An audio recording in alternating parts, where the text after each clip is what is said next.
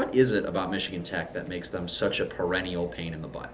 They've had a pretty solid program since Bernie and Tom were there together. They resurrected their program because it was closed down, and they got the alumni to donate and get it alive. And with Tom and Bernie there, especially when they were there together, they went through the phase of getting that thing right. And Tom did a really good job. Bernie came here and Tom stayed there and took over, and they put all their pieces together. And they had to go through time and work and commitment and everything. And they've kept that alive. They've just kept that thing the way they want it, and they've got a special little niche for recruiting because of what they are for engineering. And this one right here took a visit there too, and we were nip and tuck whether he was going to still come with us. He promised me he would, and he did, but they battled pretty good in there, and so they've had a lot of the same people there for a long time, and everybody knows their role and they do it well. The game after the film review, we were pretty good on defense. I think we had a winning performance on defense, but they only had 4 explosive plays. They had a run for 11, and I think they had a run for 10. Those were the longest runs they had.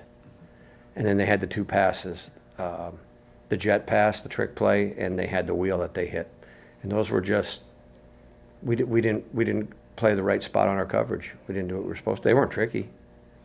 We played cover 4 against the wheel, and the weak safety has that route. That's his route. He robs that. Anything vertical's his, and he goes outside with it, and he got involved with the post on the backside instead of covering the wheel. And that's easy. That's as far as technique and assignment goes, that's easy. It's not confusing.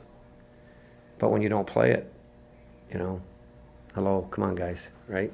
And on the trick play, we were in the best coverage we could get in. We were in roll coverage. We had a hard corner and a deep outside third player, and we didn't play those techniques. I look at it and say, are they trained right? Yeah, they've had plenty of training at it. But the simple formula of both mistakes were new players in different positions, because we had 2 starting safeties out for the game. So do they know it on the board? Yeah. But they both been playing corner all year, and they were all of a sudden lining up at free and weak, and it's disappointing. The offense never could get on leg at all, and so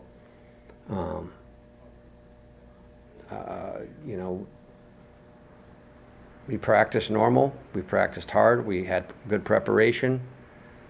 Well, I think we were probably a little too conservative on offense, and I told Shuey in the game, I said, just start throwing the ball, throw the thing, and then we couldn't protect.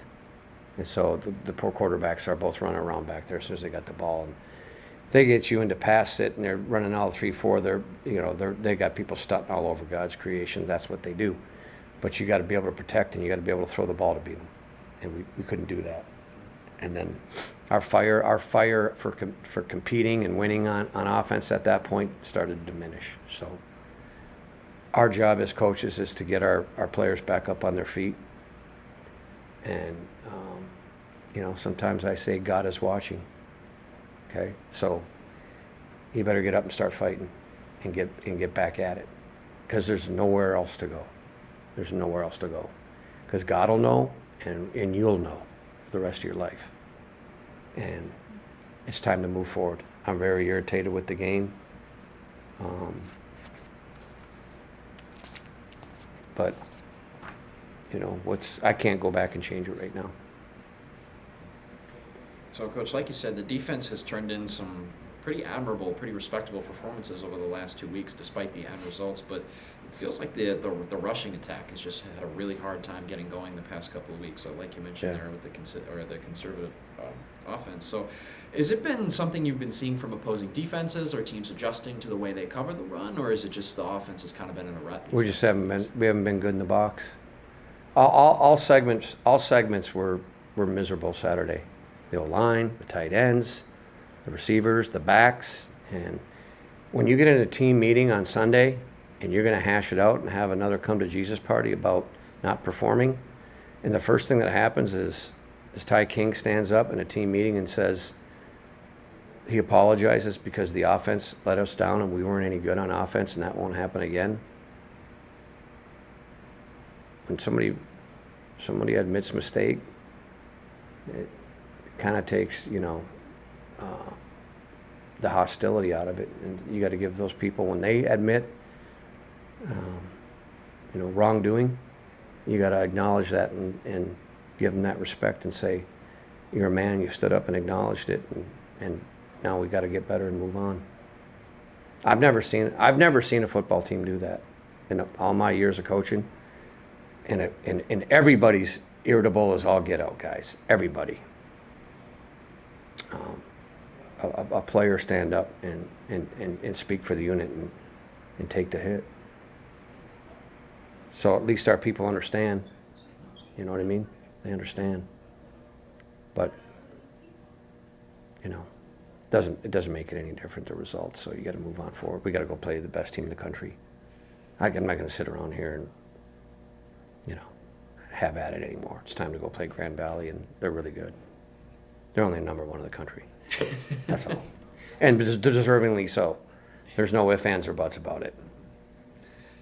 So, like you said, Coach, a really tall order this week on the road at number one team in the country. The second year in a row, the Cats have had that pleasure of playing the nationwide number one on the road. But this is a team that, we darn near beat last year. One of 3 red zone trips in the first quarter ends in a touchdown. That whole game perhaps takes a different trajectory. So, how do you kind of use that to throw some fuel on the guys' fire for this week and get them ready to play such an opponent on the road? Well, you gotta bring to their attention, and I think they already are in that mode.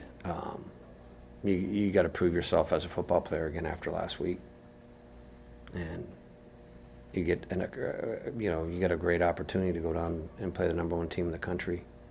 You got to have everything hitting on 100%. You can't make a bad step.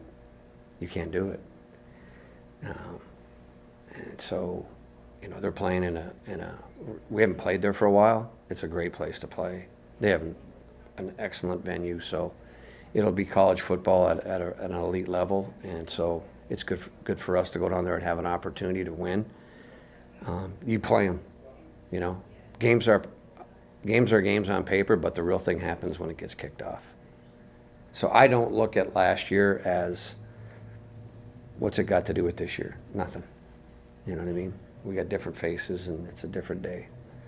So you have to go work for everything. You have to go work for success. You have to fight for success, and you have to play good for success. So then I just wanted to circle back briefly to talking a bit about the offense, which I'm sure it's been tough to evaluate given, like we said, the struggles on the ground. But what's kind of the future looking like of the 2-quarterback system for the Wildcats? I know it's been tough to evaluate, but you grade them every day, and you start that player, and you ride them when they play good. You keep them in there. We're not building the Zilwaukee Bridge project here, okay? We're playing football, guys. And when they go, whoever starts, if they're moving the ball and they're playing good, so be it. Last week, nobody played well, so you almost got in, Max. Okay? So that's the way that one almost turned out. Okay, get a physical.